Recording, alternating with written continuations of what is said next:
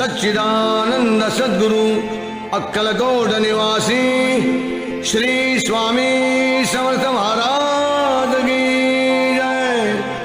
अवधूत चिंतन श्री गुरुदेव दत्त, श्री गुरुदेव दत्त, श्री गुरुदेव दत्त। असे स्वामीचे नाम सामर्थ्यशील, मुखी गर्दता आधिव्याधी टळेल।